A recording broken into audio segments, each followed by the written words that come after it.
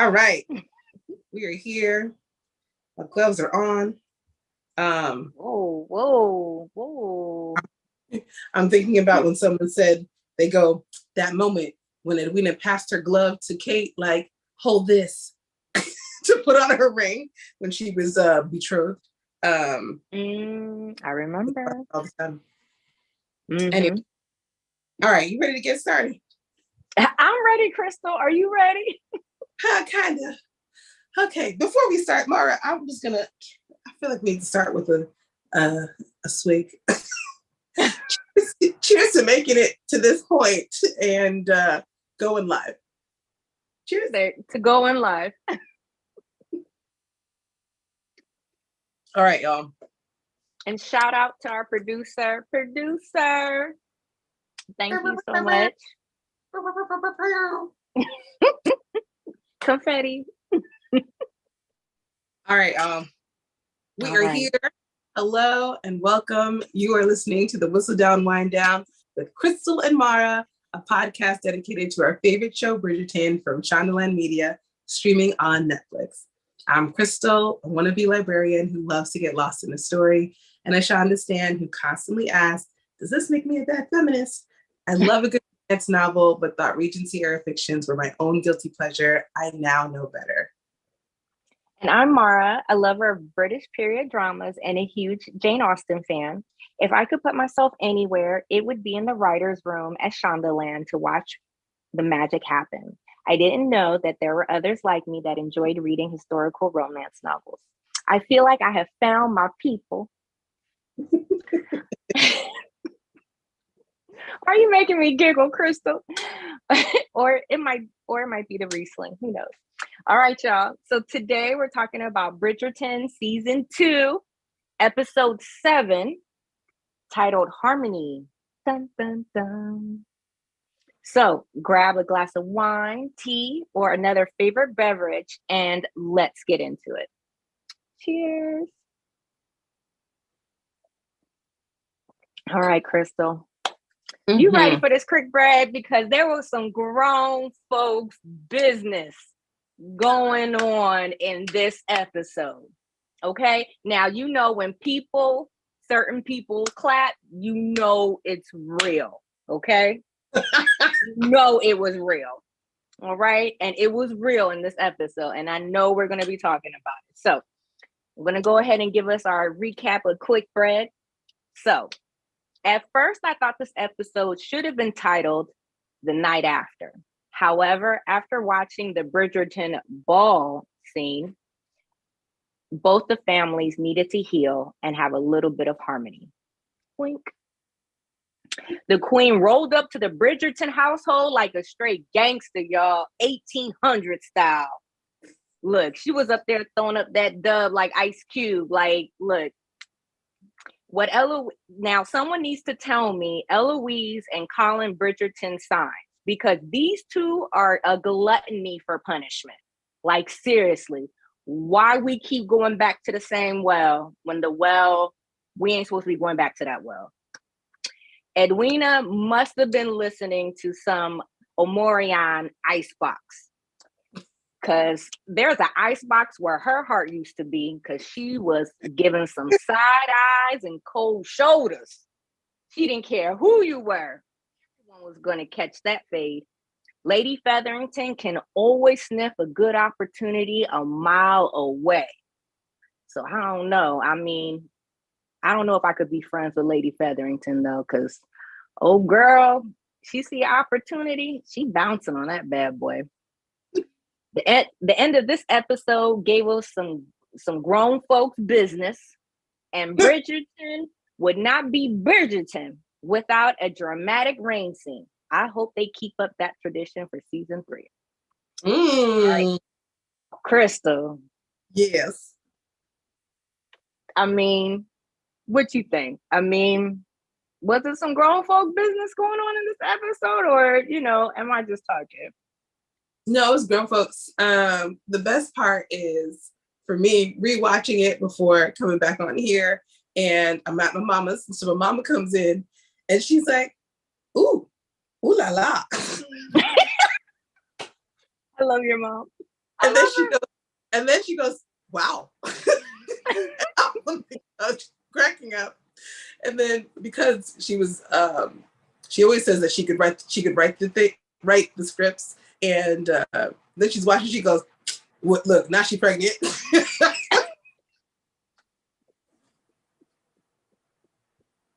I was like, I can't take you nowhere.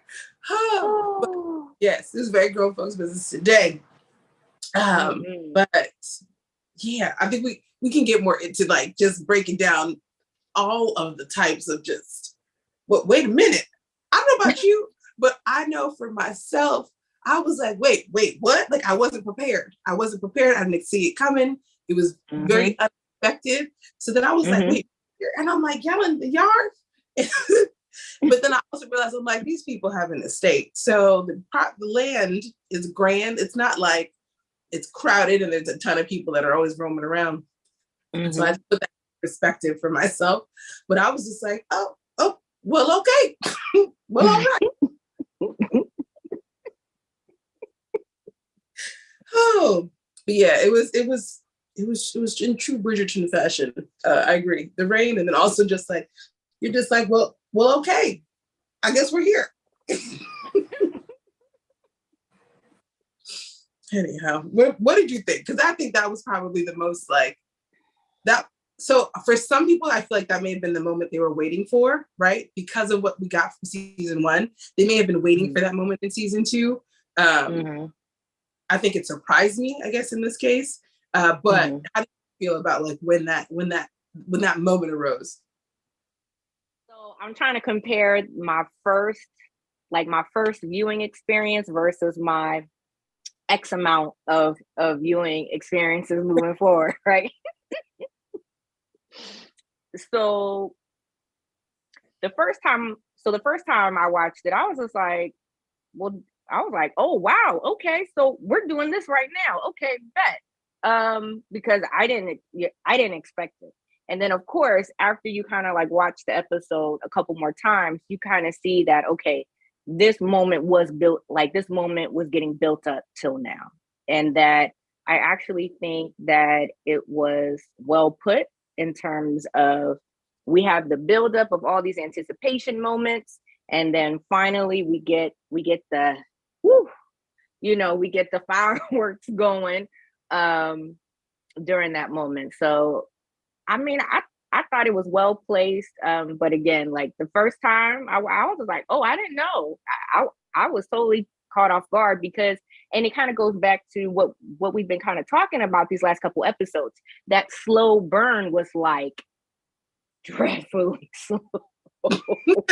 like y'all couldn't have put something in episode 4 to kind of help carry us on, but they did it, they did it according to their strategic plan. So, as viewers, I think I would have liked to have seen it a little bit sooner, but at the moment it did, it was cool,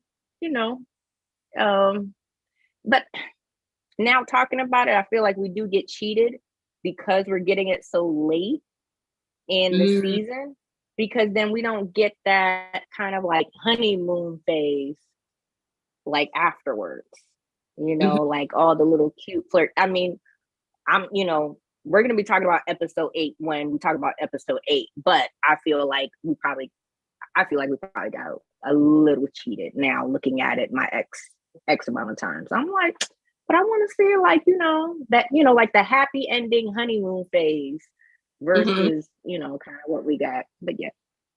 Yeah.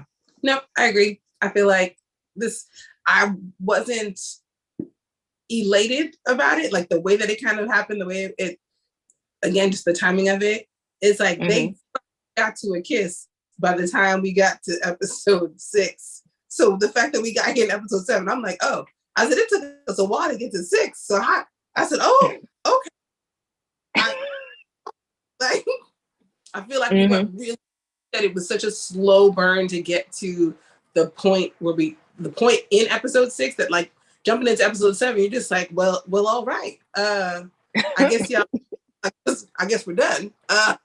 trying to be like, no, I cannot, it's not, whatever. So anyway, it's there's a lot we can go back on this one, but there was definitely like this weird feeling. It didn't feel like the perfect timing.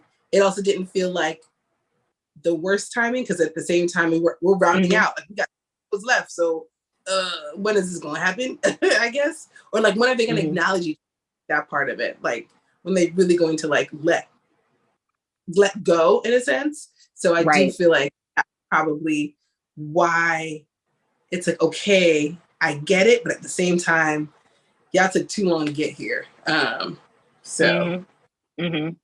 Agreed, girl. Agreed. I am gonna have to rely on you, Krystal, because I realize I don't have a chat option on my phone. Oh. Yeah. So yeah, or I guess producer, whenever you want to throw up a little hint. I'll keep tabs. Okay. I just realized it. I was just like, oh, okay. Are you ready to get into Past the Stones? Because I feel like it's that time. Yes. Let's get into it. All right. So Krystal, go ahead and grab your glass. We're gonna go ahead and get into Past the Scones, because we're gonna start talking about these scenes, our favorite scenes. Ooh, there's some good ones. Yes. So as a reminder, Past the Scones are the favorites, moments, scenes, characters that we had in the episode. We generally go with 3. It could be any 3. So just work with us, is what we're trying to say. Exactly. All right. You want to start? Go ahead. Let me put my notes back up. Okay. I think this is probably an easy one, but Benedict is just living his best life. Can I just give some love to the second son, because he is living his best life. This man is getting into what is it? THCT. He's partying up with other artists. He's just having a grand old time, with like-minded people. And then on top of all of that, this man is dropping some wisdom gems all over. Just gems.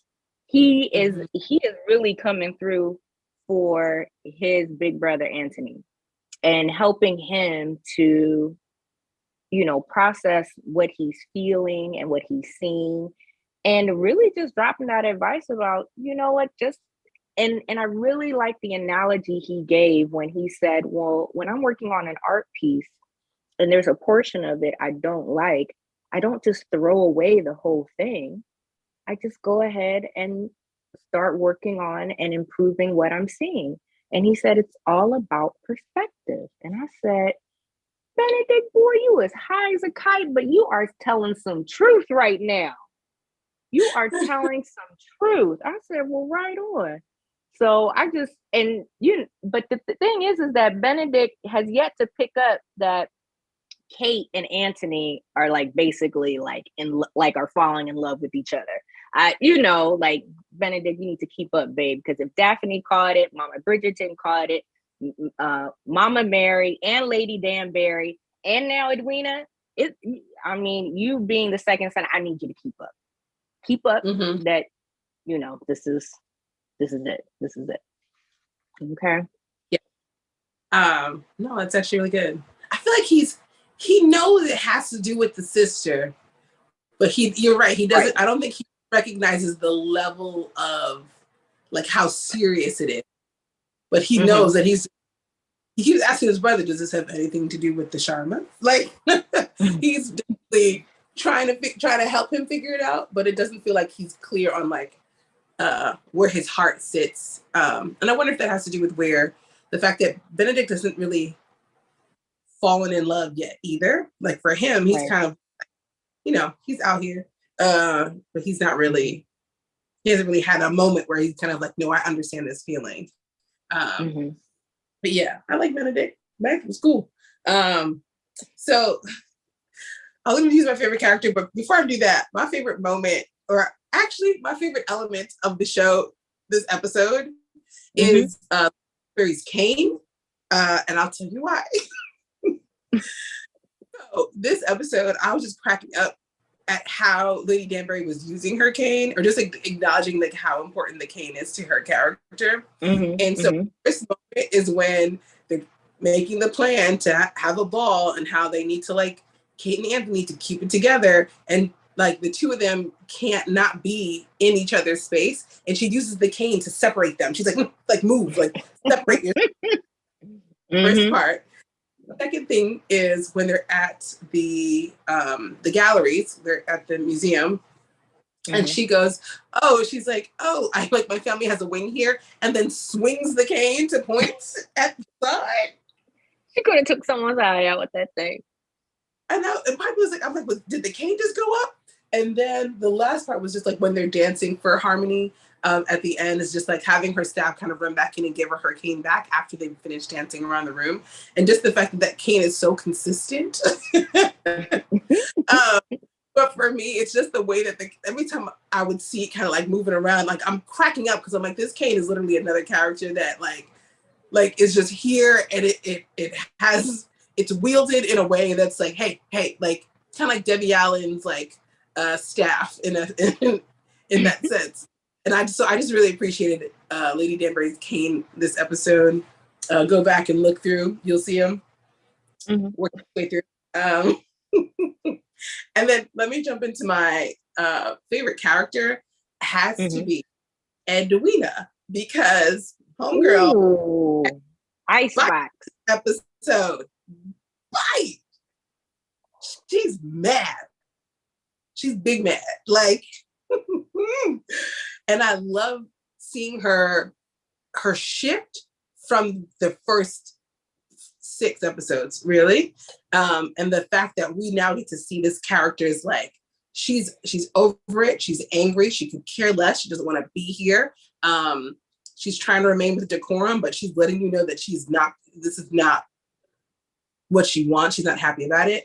So I just really appreciated like her, like the facial expressions, body language, and just even like her movement in this episode. And like, I respect so much because of how frustrating it was to see her kind of in this whatever you want, whatever you need, whatever you say kind of mode that she was in at the beginning, to see her kind of like, she says that she's like, I don't know who I am yet, but she's still coming into her own, in that she's like very clear about how she feels, and she's feeling the feels. So yeah, respected me for sure.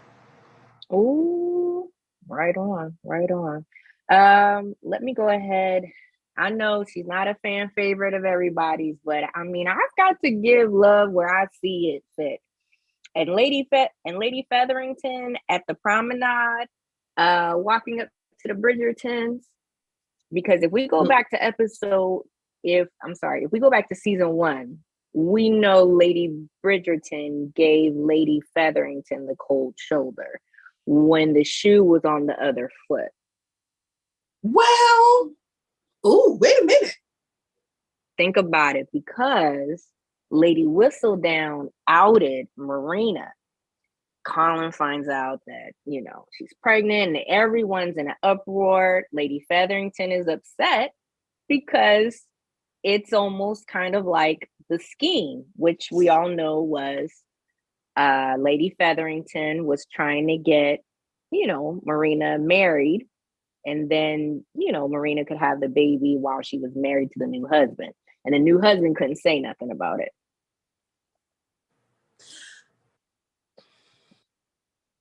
Just think about it. So, because go back to this episode. So during the promenade scene, which I think is the most cringe-worthy scene.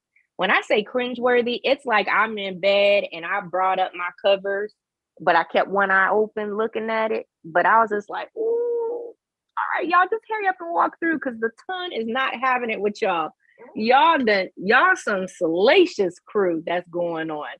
And so when the Featheringtons walk up to the Bridgertons, and why is it Lady Featherington is so petty? She does this whole recap of how oh, how things have shifted now. And she does the whole recap about, oh, Colin and Marina.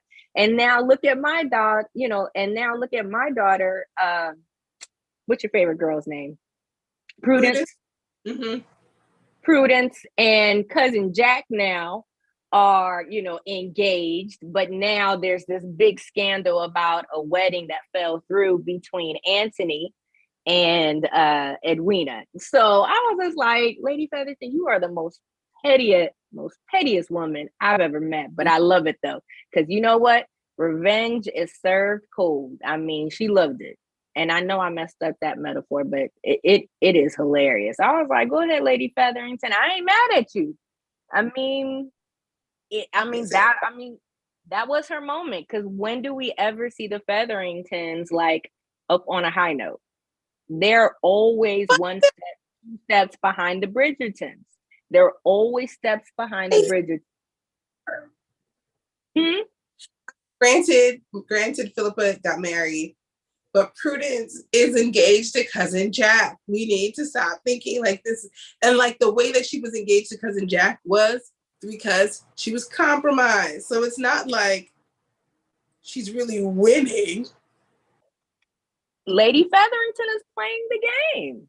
That's how the game is played. You don't get mad at the players, hate the game.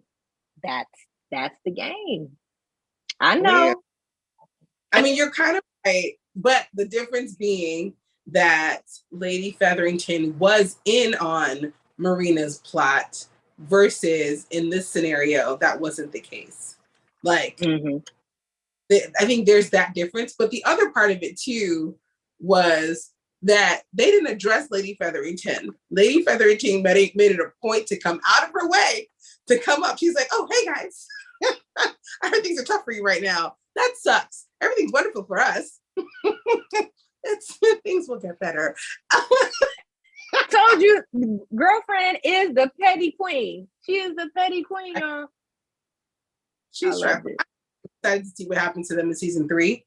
Now that she done stole everybody's money. I'm sorry, I'm jumping. I apologize. Sorry, I can't. Come on now, That's episode 8 business. Let's stick to episode 7. Mm-hmm. Sorry, go ahead. Let's continue. Okay. Let me go ahead and get into my favorite character since you took Edwina from me. So I will probably have to give it to I have to give it to Penelope. And I know you are not a fan, but Penelope is getting tested. She is having to deal with multiple decisions at one time that can affect her future with maybe Colin, her future with her best friend Eloise, her business venture, and her identity as Lady Whistledown. Like, she's doing boss lady stuff. And, I tip my hat to her. She's doing some boss lady stuff. And I'm not a big fan of the decision that she made to ruin her sis. But in the grand scheme of things, like she did a business move. It wasn't personal. It was a business move. Now, if I was Eloise, I go find Penelope and cut her as soon as I find out she's little Lady Whistledown. Oh, absolutely. But as a viewer, because Penelope is my favorite character, like hands down, I love her because I feel like she's super relatable. It was a business decision. And I hope for Penelope's sake, for season 3, I hope she don't die over it. Dang, we gonna drop that in there? I'm just saying, like, they might throw up, they might do a Game of Thrones thing on us, and I'll be shattered if they try and pull some stuff like that. Oh my God, what the? They can't. Who's gonna write all the gossip? Oof. Okay, I have a question for you when we get into Up to Snuff. Mm-hmm. But all right. Anyway, I'm gonna come back to her. My last scone has to be the scene in the galleries where Lady Danbury. Okay, so we made this decision that we're gonna have a ball. We're all cool with Kiki. So then they're in the gallery, mm-hmm. and Lady Cowper and Lady, I forgot the other lady's name.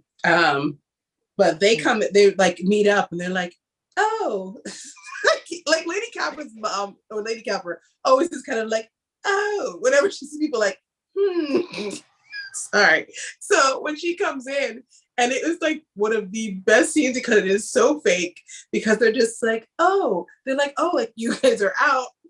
She's like, of course. She's like, oh yeah, like things are cool. We're actually having a ball. And that's also the same time Dan Brace is like, oh, my family has a wing. And then here comes Violet's just like, oh, isn't it over there? And then here comes the game. Yes. Oh, yeah, well, I'm having a ball, what, the next day? And she's like, you didn't get your invitations? And Lady Danbury's going,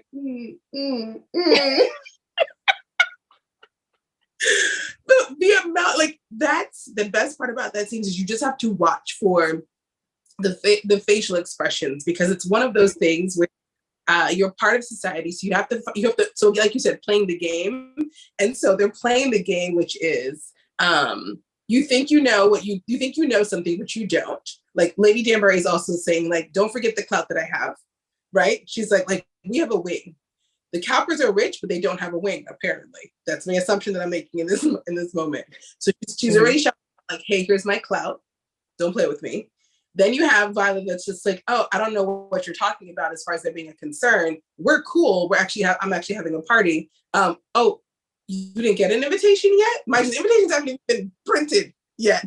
But she's like, you can get your invitation? I'll see if there's room. As in, like, oh, maybe we left you off, but I'll just double check and see if we can add you in. Baby, like, what? So bougie.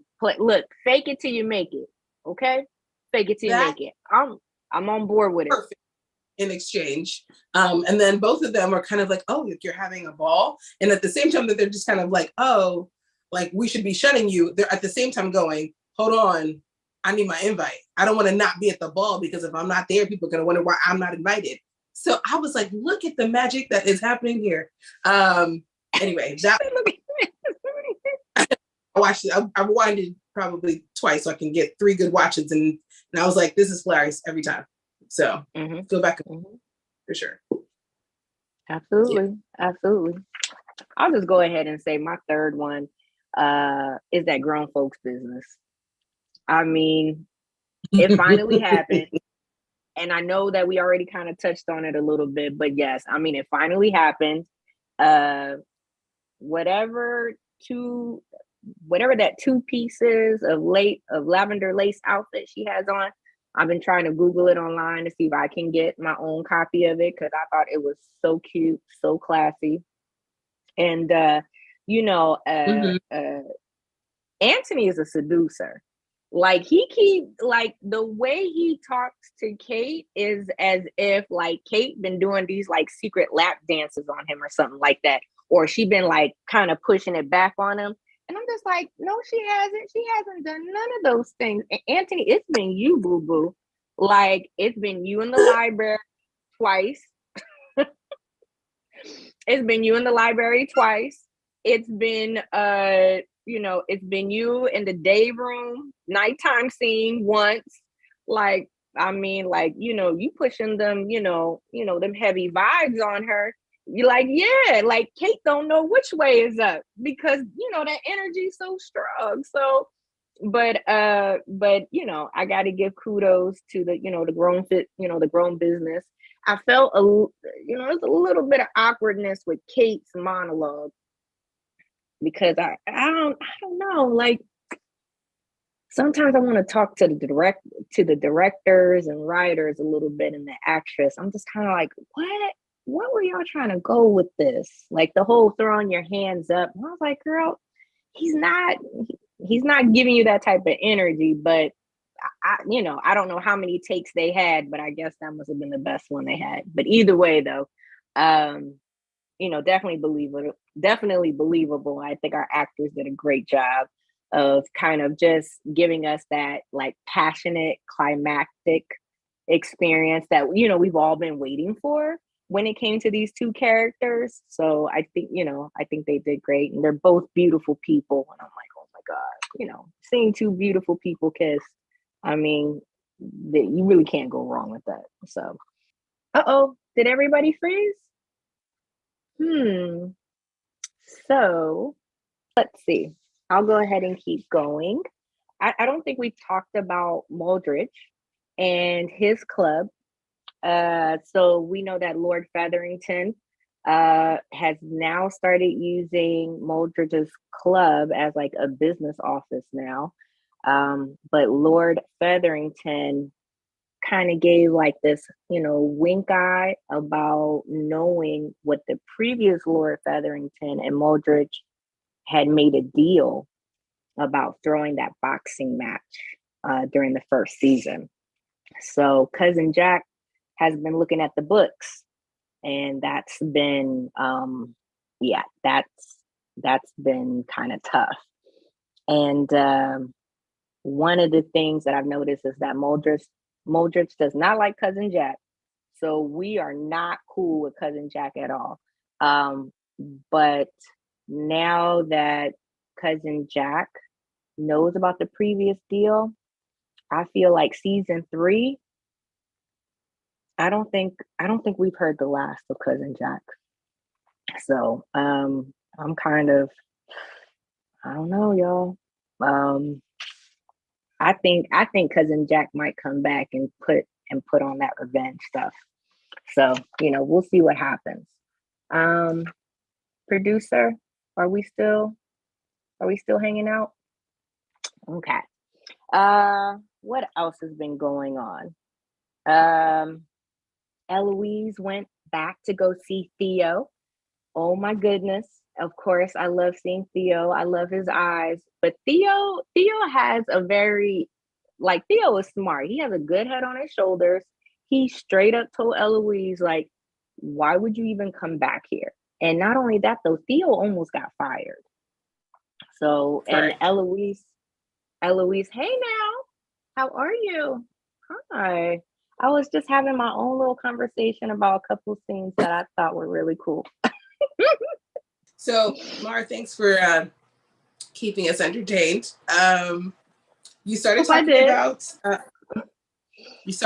about Theo and Eloise, and I did have some questions on that. So, Did we transition into Up to Snuff yet, or can we do that? We can do that right now. All right, so we're going to head on into Up to Snuff. Oh, thank the Lord for patience. All right, cheers to you and to wine. All right, so just specifically in relation to Theo and Eloise. Theo came for Eloise. He said, Eloise, and I moved my notes at this point, but he said, you are a young lady who you haven't had to work for anything, right? So you don't understand how difficult things are. I'm obviously paraphrasing because I have to pick up my notebook. But was he wrong, right? And does Eloise realize what he's saying? Because Eloise thinks that her life is difficult. If we look at how she's been this entire season, Eloise says that life sucks. She hates the way it is. She hates the society. So who is right? Who is wrong in this scenario? Is Theo right when he's saying that she has no idea what difficult is? First of all, Theo is a man of the people. Okay, he's part of the working class. He has made no excuses about it. He has gone out there, got himself a job, and he is trying, his best to pursue his passions, which I believe is probably within the political realm, right? And also as a writer, because he's also a lover of books. To answer your question, I think it goes back to our previous conversation where I had asked you Is Eloise taking advantage of her privilege? And when I speak of her privilege, I'm talking about her class privilege, where she can move in and out of different classes of society and still go back to a very warm and cozy bed and be of influence, versus she, can kind of just dip her toe into this area and then come right back and still be okay. Versus if that person from that class level even remotely tried to do what she did, they would be shunned. Lord knows they might even have the police involved, because they're like, no, you do not belong in here. Like if Theo was doing what Eloise was doing, sneaking off and visiting places that Eloise frequently visits, or other gentlemen of the ton, he'd be kicked out. He might even be arrested and accused of stealing or something, because of the stereotypical biases of that time. If you were a certain class, you knew you were supposed to be somewhere, versus those that are of upper Freezing class. Yes, you did freeze, but I'm going to keep going though. But you're good now. But yeah. So I lost my train of thought on it, but I do believe that Eloise again is flaunting her privilege around, and she doesn't understand. And I agree with you. She thinks that she's having a difficult time. She's having a difficult time being a woman in the 1800s, because choices are limited in terms of where she is, if she can get an education, who she chooses to marry. So for her, she feels at her class level, she's at the bottom of the barrel. Versus when you look at the general scope of things, and not to minimize it, because of course, that's the reason why we have women's rights, because, women wanted to have those opportunities. But when we're speaking of classism, Eloise would not know what to do if she ever stepped into Theo's world and stayed there and lived in that world. She'd be lost. And it wouldn't be because she would be against it. It would be because she's just ignorant to it. She's not aware of it. She doesn't know, because she was born of privilege. Yeah, correct.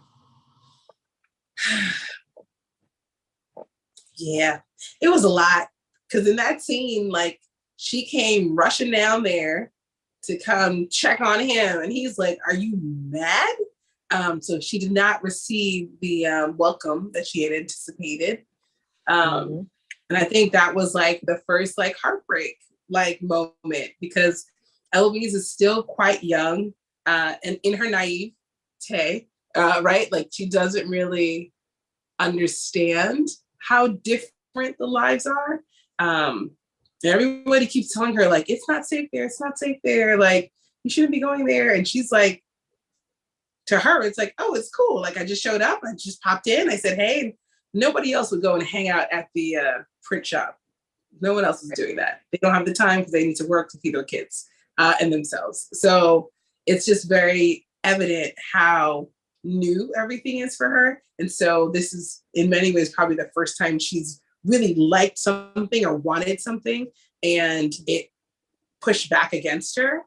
And technically, this is not even like the societal thing that she wants. This is something outside of society, and that wasn't for her either, or quote unquote, like that was also a no. And so I think for me, it was just like, oh my God, Eloise, you poor heart. Like, it was tough to hear, but it was also like, it was important because I think she needed to hear it. And I'm wondering like what that piece does for her as well as she moves forward. Because sometimes you need to hear the truth, and you can't hear it necessarily from the people closest to you. So sometimes you'll hear it easier or better from someone who's less connected to you, but that you respect in some way. So we shall see. We shall see. Do you think Theo will be back for season 3? So I haven't read any of the books. Apart from I read book 1, but I didn't read. I haven't read season 2 yet. Sorry, I haven't read this the Viscount the Viscount Who Loved Me. I haven't read that yet. So I don't know what her story is supposed to be, but my understanding is that whoever her character was, they've already introduced him in a different way. So they're gonna have to like reuse her story or renew her story in some form. So I want him to come back, but also I don't know if he can come back, seeing as Penelope tried to kill her socially. And that actually brings me to my next question, which is, did Lady Whistledown go too far in her admonishment? Like, was it too much?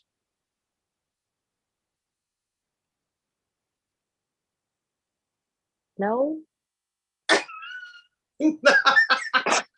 Yo, if any of my best friends see this, I'm just letting y'all know I would not do you dirty like that. I'm just saying this. I'm just saying this as a viewer of the show, a fan of the books. I mean, Penelope was trying to save Eloise. There you go. And I'm going to go ahead and stand on that ground. But this was the only way. No, it wasn't. But this is the only way that Penelope was going to try and save Eloise. One, because we know that the queen would never associate herself with a radical.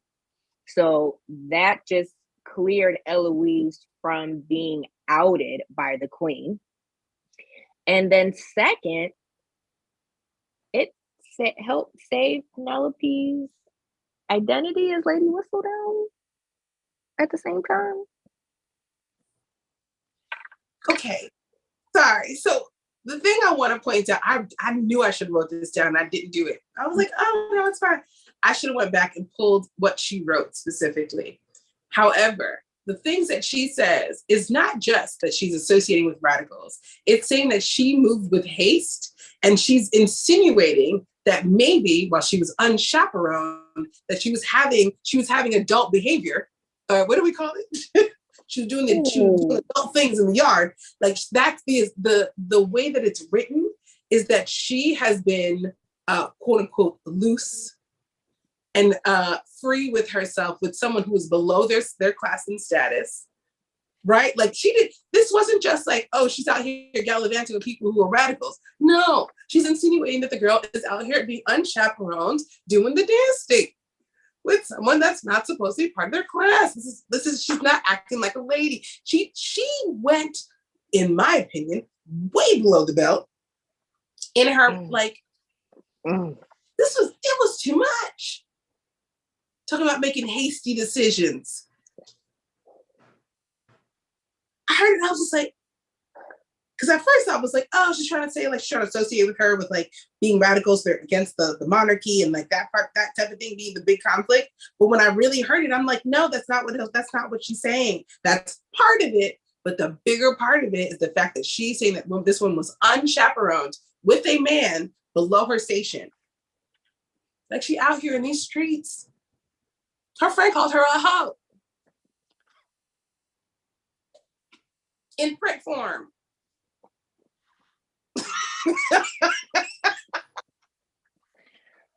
Is it over yet? Is it over yet? I lost Mara. Oh, Penelope's not my friend. Penelope is not my favorite person continuously. And I understand that she needed to go hard in order for the queen to believe it. But I feel like sometimes when she swings way too hard. Like, I feel like she could have taken her down, but not in the way that, like, oh, what? Like, I mean, there's character, but then there's character. And I was just like, she tore up in this piece. I don't know how she comes back from this. I don't know how the Bridgertons come back from this. I don't know how, because, okay, the other part is two people. So both Eloise and Colin said to Penelope, like, you are so loyal in this episode. Thank you for your loyalty in this episode. And so, yes, I think she's trying to do her friend a favor, right? To protect her friend. But how you come back from this and be like, yeah, I was so loyal. I tore you down in public just so that I could save you from what?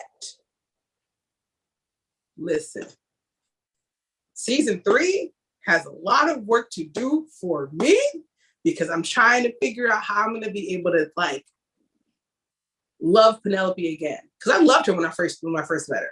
I loved her character. I loved Penelope. I love the fact that she could do what she was doing. And like you said, boss moves, very real.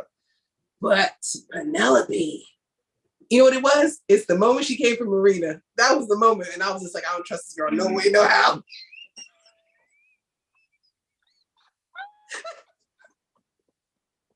She did. Oh, she shattered Marina. Oh, I forgot. She shattered Marina. Ooh. Mm-hmm. Ooh. So I'm not gonna say nothing no more. I'm gonna let that go. But I think Penelope went way too hard in her protection. I'm like, she couldn't have found a nicer, like, you know, it's like she went to like a level 7 hurricane. I think there's only 5 levels for hurricanes, but whatever. It's like she could have done tropical storm level. She didn't have to go full hurricane. Mm. Mm-hmm. Ooh. Yo, the expression shots fired. Ooh, girl, you came out with a bazooka.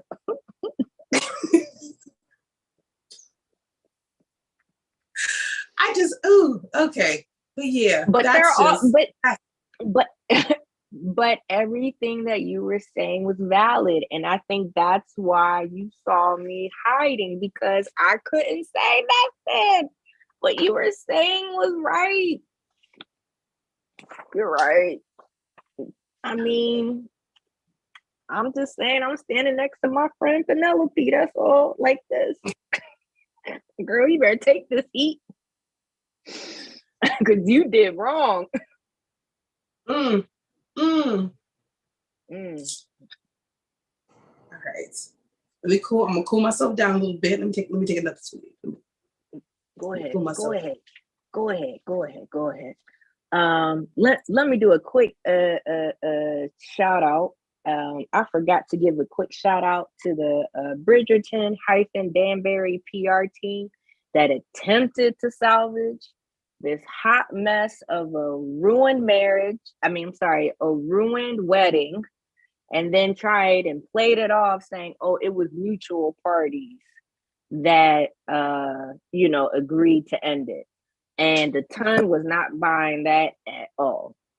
They weren't buying it. But I do appreciate the PR team of Mama Bridgerton, Lady Danbury, and Mama Mary. The quick note though, Mama Mary been through this. Technically, she's been through a scandal, and she's seen That's true. the ugly side of it. So I think that she was dropping some gems about during their PR team meetings, everyone involved, with all the stakeholders involved. I think that she was dropping some gems there For the team meeting.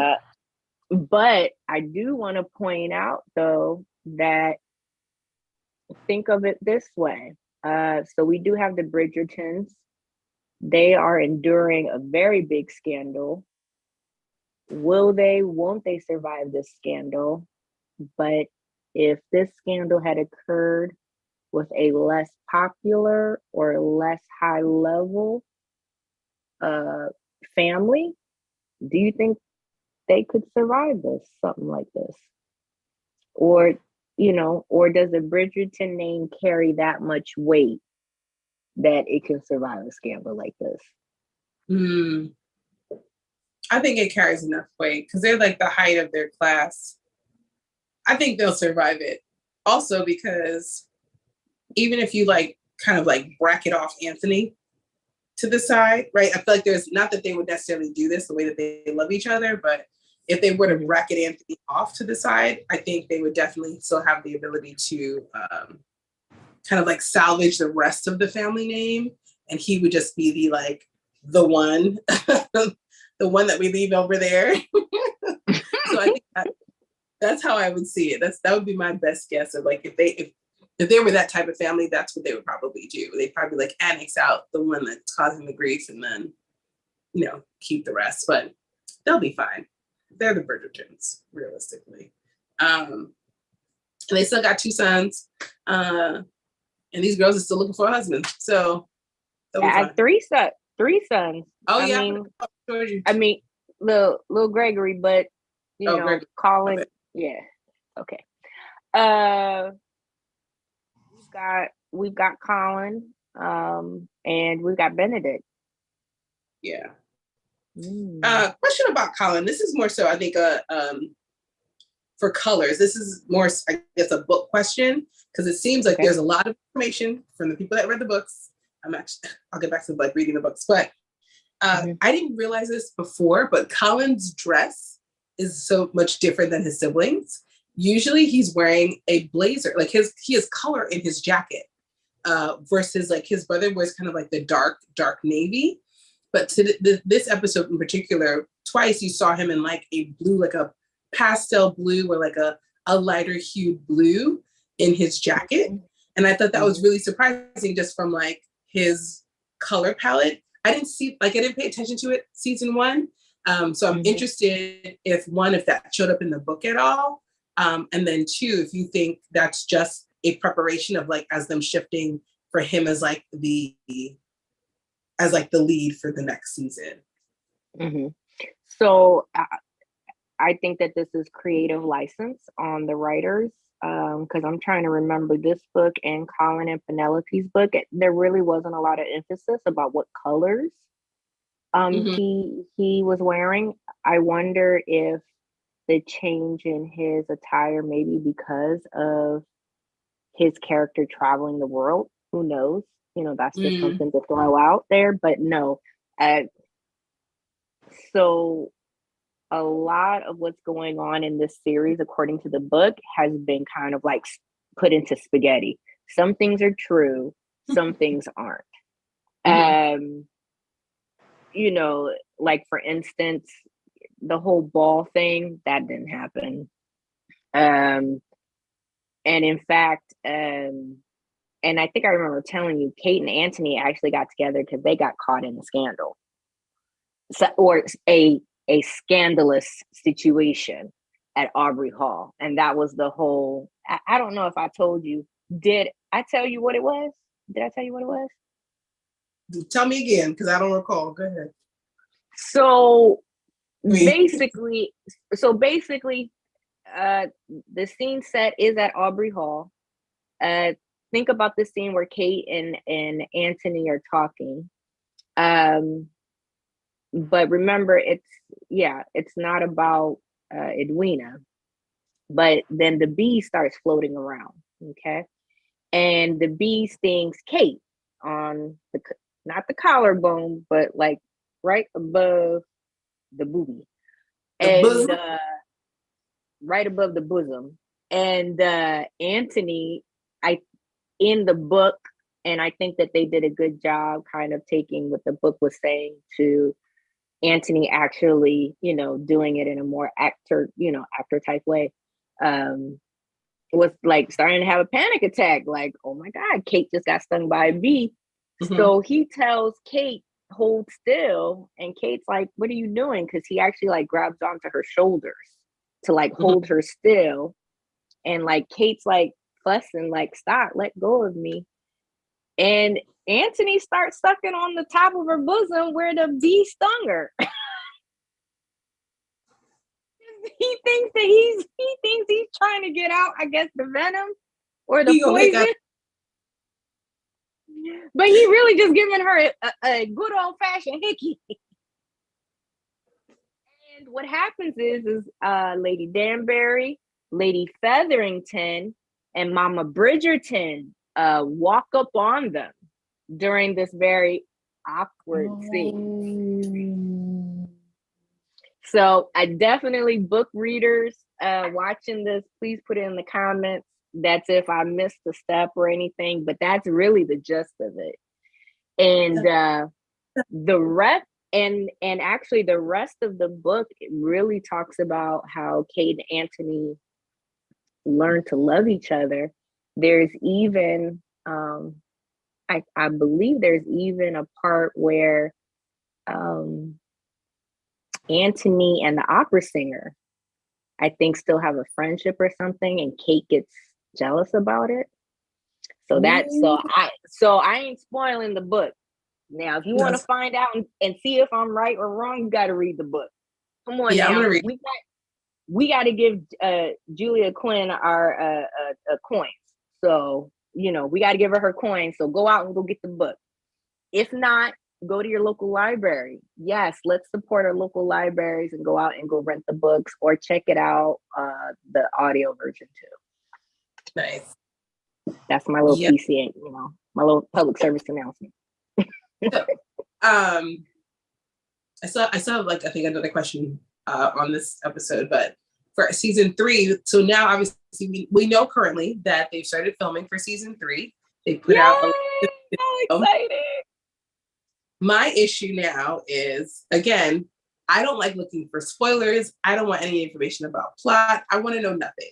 However, it's very hard in this society to not see it, hear it, or understand it. So my mistake was I went onto the Bridgerton Facebook group, and people were commenting about the carriage. And I'm like, I don't get it. And then I'm just like, oh no, the carriage is meaning. And so unfortunately I was in the comments and I'm just like, I think I know what their meaning is, but I'm in the debate stage as to whether or not I want to read season 3's book, or correction, Penelope's story. I like, or Colin's story. I'm in between. I feel like I might want to lean towards reading the book and seeing how they change the story, because we know it's not going to be the same anyway. Right. So I'm leaning more towards I think I might try to read this one before it comes out. But yeah, I don't know why I shared that. I just wanted to share that. It's just You're good. So wait. Dang, what do I do now? I don't know what to do, because people are excited, so they keep sharing tons of stuff. So let me tell you, first and foremost, what's been going on is I expect the writers to continue on the path that they've been on, which is manipulating the story, right? Because we have to remember, books, it can be challenging to take what is written in a book and actually put it into a movie or into a TV series, because it just takes a lot more work to translate that, and for actors to play off of it, right? So first and foremost, I did read what the plot says for season 3, and let me tell you, there's no spoilers in there. First and foremost, we know it's going to be Colin and Penelope, right? Now, I did see that they are onboarding 3 or 4 new characters, or they've hired 3 or 4 actors to be brought onto the series. I read the titles of those characters that they're playing. They're not in the book. So that just leads me to believe there's going to be more creative licensure from the writers about how they're going to go about doing. I'm trying not to give away the plot, but I think it's kind of obvious what the plot is going to entail, right? I think that the Bridgerton world is going to find out. They may or may not find out, or they may get very close to finding out who Lady Whistledown is. But the excitement is how are they going to wrap that up into a mystery? How are our characters going to find out? And how are they going to react? I really feel like we're going to get more of course, we're going to get more of that, because us as the viewers, we already know who it is. So the real mystery is which character in the Bridgerton universe is going to find out, and how are they going to find out? And will Lady Whistledown be exposed? And what are the after effects of what that looks like? So we all kind of know, but we don't know. But I don't think that the other stuff in the book is too much of a spoiler. I don't think so. I'm really looking forward to on how they're going to be pushing Benedict's story in the background. Only because we know that so far at this time, Bridgerton has only been approved for, is it like 2 more seasons? So yeah, 4 seasons.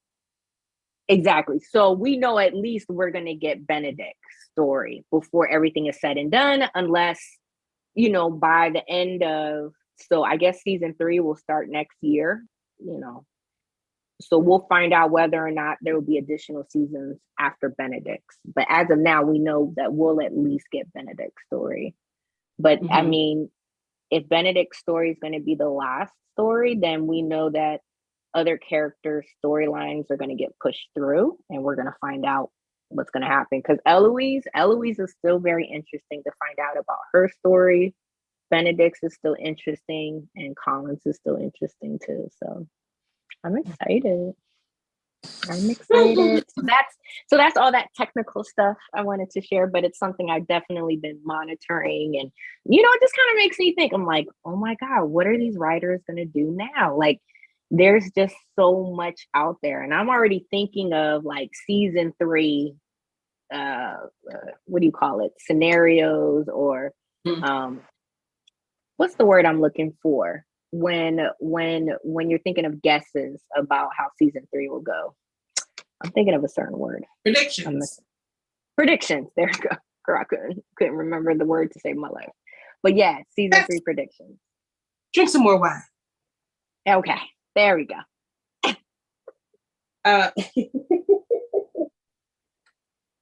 All right. So, well, I guess here's the question. Because I was thinking about the fact that Kate, who's always stressed, and always runs into the woods, right? That's how she ended up out in the rain on a horse, falling on a rock. Do you think that she regrets what she did with Anthony under the canopy or the on the pedestal? I don't know what to call it. I know the gazebo. The gazebo girl. I can't say, or it's kind of hard to tell whether or not that there is regret. I know that what I did see from her. Oh wait, I'm trying not to go into episode 8. Hold on, pause. So in episode 7, is there regret? I think that so I don't know that answer.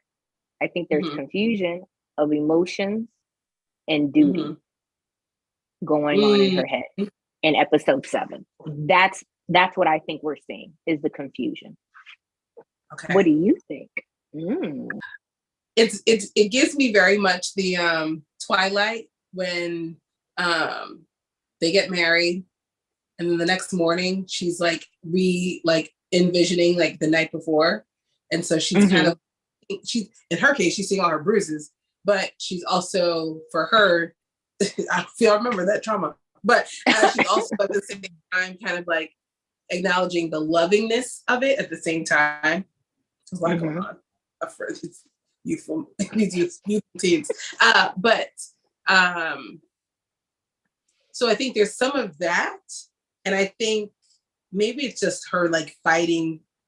I think it's the duty. I think it's also her fighting the notion of that she did something for herself and she feels bad about that.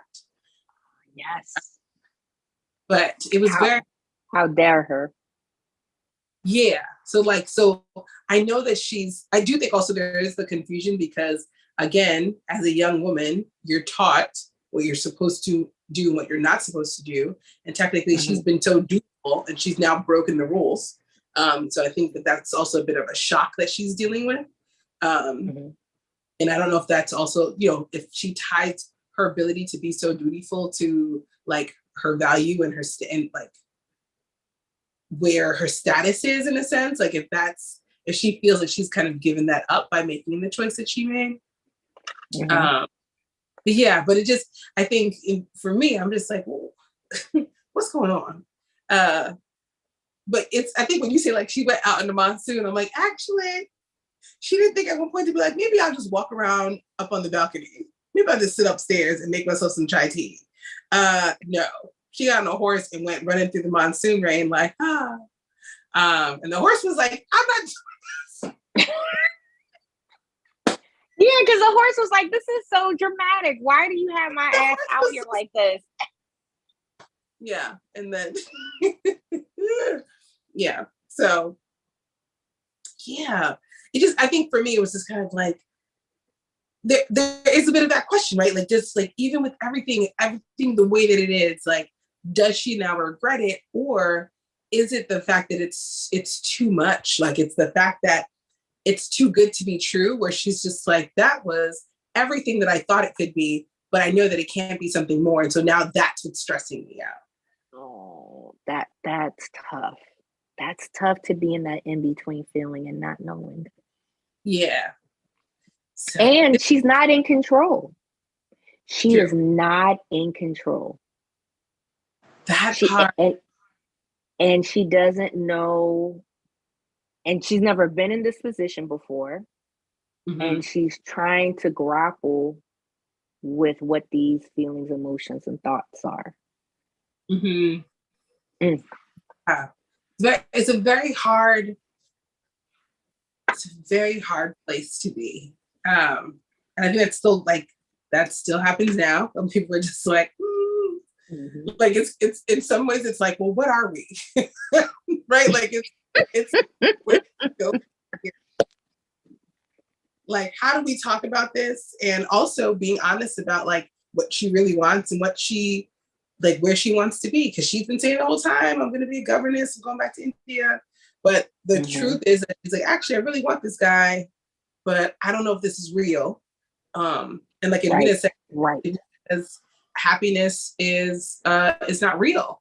Right. And her believing it, right. That first, like as soon as she had that conversation with her sister, Anthony came over like, hey, we need to talk.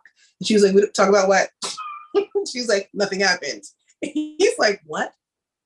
Because I know he's like, I've been thinking about this all day. So that's a lie. So it's that piece of it. It's kind of it's her not admitting, she's not clear about what she wants, but also not acknowledging what she truly. And so I think that's where a lot of it is coming from. But the fact that there's confusion, like this, I can't say that she's wrong for being dramatic and being confused, because that is a lot going on. And she would have to get on that boat for another like 6 months to get back where she went, to get back to India. So, but really though, like she couldn't just have sat at the edge of her room with the window seal open and looking out and looking at the rain. She got to get on a horse. She literally has to put on her riding boots. She's got to put a cloak on. She's got to make sure her hair is tied back.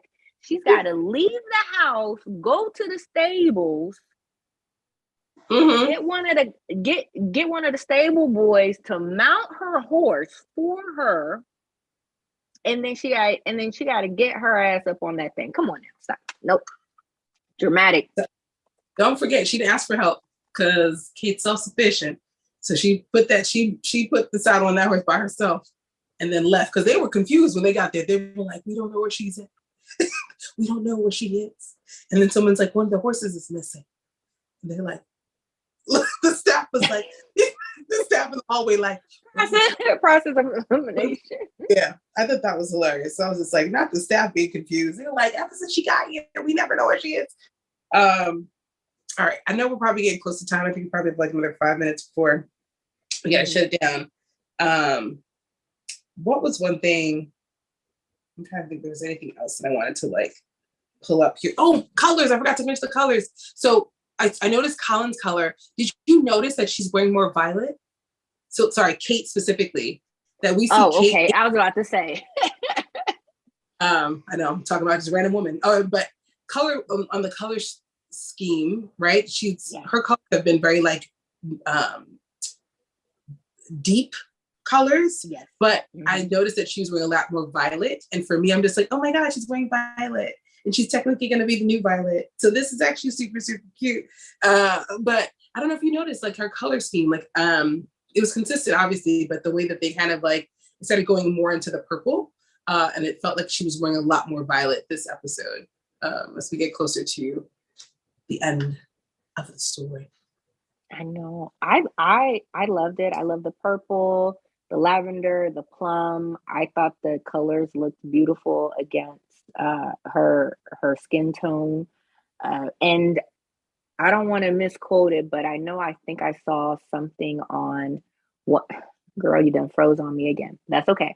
But I think I saw on one of the blogs where the what do you call it? The costume, the folks that do the costumes for the characters, that there has been intentional use of colors to represent each character, each main character. And so I would not be surprised if, Kate using lavender or purple was, supposed to be a representation of her taking on the new role. Not giving away anything, episode 8. But of course, and then Mama Bridgerton's first name is Violet. Hi again. You're on mute. That's okay. Hey now. Hi. Aren't you cute? Hey now. Today, apparently. Say it again. It was a technical day today, apparently. Yes, it's all good. That's why we have something to drink. I think the only person that has been like true to her color scheme has definitely been Penelope. The way that it's described in the book, Lady Featherington loved to put Penelope in yellow. God bless her soul. Didn't understand why. But yeah, that part's totally true. You think they'll give her a new color scheme for? Do you think they'll keep her in yellow, or do you think they'll change her color scheme for her season? My gut is saying that they're going to change it because in the book, which they also described in the plot, Penelope ain't going to be giving Colin the time or day. The time of day. Girl, the damn alcohol done hit me now. Not giving him the time of day going into that season. So I can really see, and that's the same thing that happens in the book. I can see Penelope, embracing this new person, this new butterfly that I think we're going to see coming out of her cocoon in season 3. Let's just go ahead and end it on that. So maybe I will like her again. We'll see what happens. So that's it for us. Thank you guys for watching. Thank you for listening. Please comment, like, and subscribe on YouTube. You can find us on Twitter at Krystal and Mara. And if you're listening, please leave a review. Our podcast is available on all podcast platforms. Of course, shout out to Spotify, shout out to Apple. And we're actually going to be doing a special live taping of our show on YouTube on Saturday, August 6th. Time is still to be determined, but if you follow us on Twitter, you will be the first to know what time and what location our last episode will be at. Exciting! Oh, yay! So, right, well, thank you.